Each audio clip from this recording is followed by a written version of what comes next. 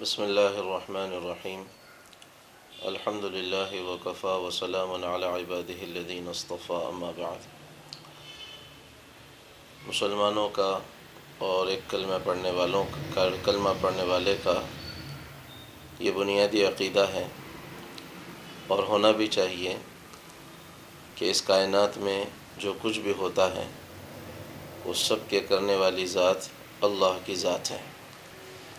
آدمی اگر جیتا ہے تو اللہ ہی کے حکم سے جیتا ہے، اور اگر موت آتی ہے تو اللہ ہی کے حکم سے موت آتی ہے۔ اللہ تعالیٰ کا صاف اعلان ہے لِكُلٍّ أَجَلٌ مُّسَمًّى، ہر آدمی کا ایک وقت طے شدہ ہے، اور جب وہ وقت آ جاتا ہے تو نہ اس میں کوئی کمی کی جاتی ہے نہ اس میں کوئی زیادتی کی جا سکتی ہے۔ حالات کا بننا، حالات کا بگڑنا، یہ سب کچھ اللہ کی طرف سے ہے، اور اللہ تبارک و تعالی حالات کو بناتے ہیں جب اہل ایمان اپنے ایمان اور عمل کو اور اپنے نبی پاک صلی اللہ علیہ وسلم کے ساتھ تعلق کو مضبوط رکھتے ہیں، اور جب ان میں کمی آتی ہے تو اعمال کی خرابی حالات کو بھی خراب کرتی ہے۔ ظہر الفساد فی البر والبحر بما کسبت ایدی الناس، قرآن میں اللہ نے صاف اعلان کیا ہے کہ انسانوں کے عملوں کے نتیجے میں خشکی اور تری میں فساد مچتا ہے۔ اس زمانے میں جس بیماری کا شکار پوری دنیا تقریباً ہوئی ہے، اور کرونا وائرس کے نام سے ہی لوگ دہشت میں اور خوف و ہراس میں مبتلا ہیں۔ اللہ کے نبی صلی اللہ علیہ وسلم کی ارشادات میں اس لائن کی چیزوں کا تذکرہ ملتا ہے۔ اللہ کے نبی صلی اللہ علیہ وسلم نے ارشاد فرمایا تھا، جب لوگوں کے اندر فحاشی اور عریانیت عام ہو جائے گی، بے حیائی عام ہو جائے گی، تو اللہ تعالیٰ پھر لوگوں پر ایسے امراض اور ایسی وبائی بیماریاں اور ایسے وائرس لوگوں پر اتاریں گے کہ پہلے لوگوں نے ان کے نام بھی نہ سنے ہوں گے۔ بخاری شریف میں یہ روایت موجود ہے کہ بے حیائیوں کے پھیلنے پر اور فحاشی کے پھیلنے پر اللہ تعالیٰ بیماریوں کو عام کرتا ہے اور بیماریاں آتی ہیں، اور اللہ کے نبی صلی اللہ علیہ وسلم نے تعلیمات دی ہیں کہ اس لائن کے جب کبھی وبائی امراض آئیں، وائرس آئیں، تو مسلمانوں کو کیا کرنا چاہیے۔ حضور اکرم صلی اللہ علیہ وسلم کے زمانے میں طاعون ایک وائرس تھا جو زمانے میں وبائی شکل میں پھیلا کرتا تھا، اور فقہاء نے اور علماء نے طاعون کی روایتوں کو یہ کہہ کر اتفاق کیا ہے کہ ہر زمانے میں جو کوئی وبائی مرض آئے گا وہ طاعون کے ہی ذیل میں جائے گا۔ اللہ کے نبی صلی اللہ علیہ وسلم نے فرمایا تھا، جب اللہ کے نبی سے طاعون کے بارے میں یا وبائی امراض اور وائرسز کے بارے میں پوچھا گیا تو حضور نے فرمایا تھا کہ یہ ایک عذاب ہے جو اللہ تعالیٰ اپنے بندوں میں جس پر چاہتا ہے اتارتا ہے، لیکن اللہ تعالیٰ نے اسے ایمان والوں کے لیے رحمت بنایا ہے۔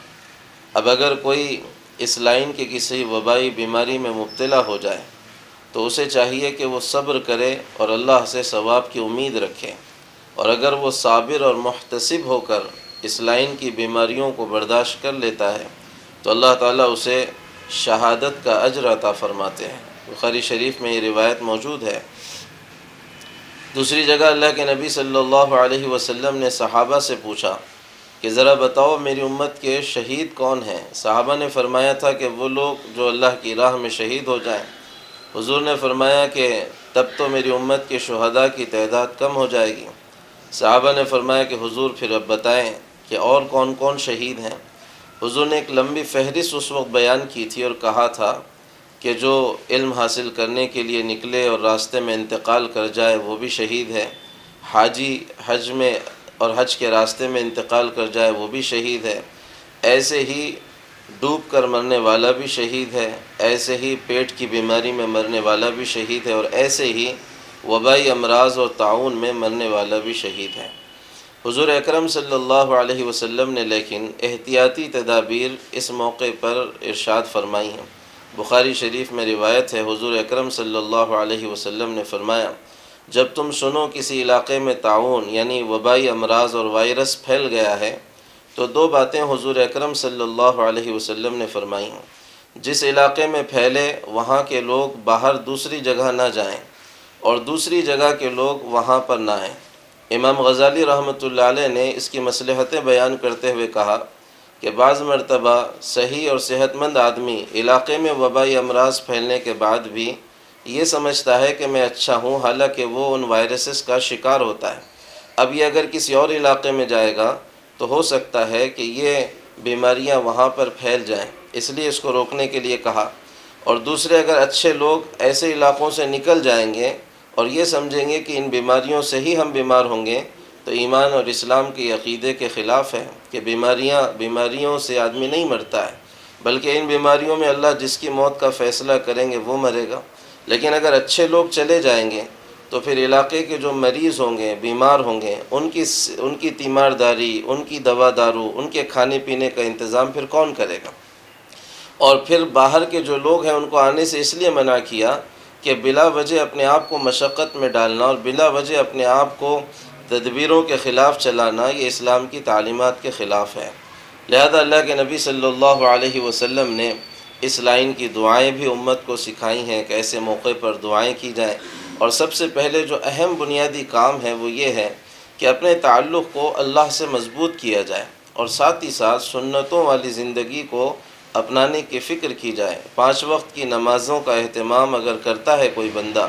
تو 5 وقت چونکہ وہ وضو کرے گا، اور یہ اس وقت کے سائنٹسٹ بھی کہتے ہیں کہ جو اس کے وائرس ہوتے ہیں اگر ان کو اس کی لمٹ کے اندر دھو دیا جائے اور صاف کر دیا جائے تو وہ اثر انداز نہیں ہوتے ہیں۔ لہذا 5 وقت کی نمازوں کا اہتمام بھی ہونا چاہیے، اور جو حضور اکرم صلی اللہ علیہ وسلم نے فرمایا ہے کہ فحاشی اور بے حیائی اور گندگی کے پھیلنے پر بیماریاں آتی ہیں، اس سے بھی احتیاط کرنا چاہیے۔ ساتھ ہی ساتھ حضور نے کچھ دعائیں دی ہیں، مسنون دعاؤں میں ان کا تذکرہ ملتا ہے، ان دعاؤں کا بھی اہتمام کیا جائے۔ جیسے روایتوں میں اللہ کے نبی صلی اللہ علیہ وسلم نے فرمایا یہ دعا پڑھی جائے، اللہم انی اعوذ بک من البرص والجنون والجذام ومن سیء الاسقام، کہ اے اللہ میں آپ سے کوڑ سے اور پاگل پن سے اور ایسے ہی جو ہے سو ہر قسم کی بری بیماریوں سے آپ کی پناہ چاہتا ہوں۔ ایسے ہی دعا کرنی چاہیے، اللہم انی اسألک علما نافعا ورزقا واسعا وشفاء من کل داء، کہ اے اللہ میں آپ سے علم نافع مانگتا ہوں اور وسیع اور برکت والا رزق مانگتا ہوں، اور ہر بیماری سے شفا آپ سے مانگتا ہوں۔ اس وقت ایک میسج اور بھی وائرل ہو رہا ہے، حضرت مفتی تقی عثمانی صاحب دامت برکاتہم، جو صرف ایشیا ہی نہیں بلکہ عالم اسلام کی ایک معتبر شخصیت ہے، انہوں نے ایک بزرگ کا واقعہ بھی سنایا ہے، خواب کے ذریعے سے ان کو حضور اکرم صلی اللہ علیہ وسلم نے بشارت دی ہے اور بیماری کا توڑ بھی بتایا ہے۔ خواب ویسے تو قرآن و حدیث کی طرح دلیل اور حجت نہیں ہوتے، لیکن عمل کے لیے فائدہ مند ہوتے ہیں۔ اس میں یہ عمل بھی بتایا ہے کہ 3 مرتبہ سورہ فاتحہ الحمدللہ رب العالمین الرحمن الرحیم پڑھا جائے، اور 3 مرتبہ سورہ اخلاص قل هو اللہ احد اللہ الصمد پڑھا جائے، اور 313 مرتبہ حسبنا اللہ ونعم الوکیل پڑھ کر دم کیا جائے تو انشاءاللہ اس وائرس سے، ان بیماریوں سے کافی حد تک انشاءاللہ اللہ تبارک و تعالی محفوظ رکھیں گے۔ لہذا یہ بنیادی باتیں ہیں اس سلسلے کی کہ سب سے پہلے ایمان والوں کو تو اس سے متاثر نہیں ہونا چاہیے، یہ سمجھنا چاہیے کہ بیماریاں جو آتی ہیں وہ اللہ ہی کی طرف سے آتی ہیں، اور شفا جو ہوتا ہے وہ اللہ ہی کی طرف سے ہوتا ہے۔ اللہ نے اپنے دشمنوں کے لیے ان کو عذاب بنایا ہے اور ایمان والوں کے لیے رحمت بنایا ہے، لیکن یہ رحمت اس وقت ہوگی جب ہم ثواب کی امید رکھیں گے، اجر کی امید رکھیں گے۔ اللہ تبارک و تعالیٰ سے دعا ہے، اللہ تبارک و تعالیٰ تمام عالم اسلام کی، مسلمانوں کی اور تمام انسانوں کی اس وائرس سے حفاظت فرمائے، اور اللہ تبارک و تعالیٰ عافیت ہم تمام کو عطا فرمائے۔ آمین۔ وآخر دعوانا ان الحمد للہ رب العالمین۔